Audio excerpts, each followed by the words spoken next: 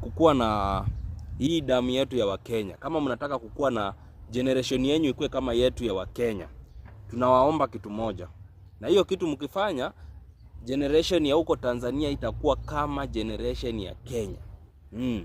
Sasa tulikuwa nataka mchukue wanawake wote wenye wako huko Tanzania muwalete huku Kenya, tuwapee mimba. Tukishawapea mimba, hawa wanawake watarudi huko, tunawafukuza wote warudi huko Tanzania na hizo mimba.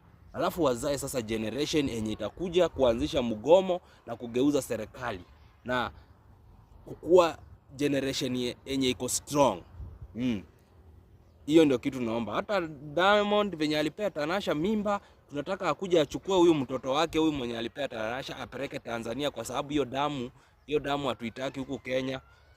Kama yeye hakutokea kwa maandamano anaunga Samia Suluhu Hassan mkono, hatutaki hiyo damu huku Kenya. Tumekataa katakata. Sasa Watanzania, kama mnataka kukua na hii damu yetu ya Wakenya, kama mnataka kukua na generation yenu ikuwe kama yetu ya Wakenya, tunawaomba kitu moja, na hiyo kitu mkifanya, generation ya huko Tanzania itakuwa kama generation ya Kenya.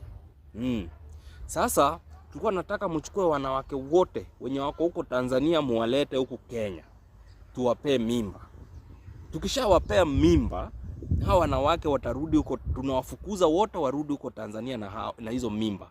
Alafu wazae sasa generation yenye itakuja kuanzisha mgomo na kugeuza serikali na kukua generation yenye iko strong. Hiyo ndio kitu naomba. Hata Diamond venye alipea Tanasha mimba, tunataka akuja achukue huyu mtoto wake huyu mwenye alipea Tanasha apeleke Tanzania, kwa sababu hiyo damu hatuitaki huku Kenya. Kama yeye hakutokea kwa maandamano anaunga Samia Suluhu Hassan mkono, hatutaki hiyo damu huku Kenya. Tumekataa katakata. Hatutaki.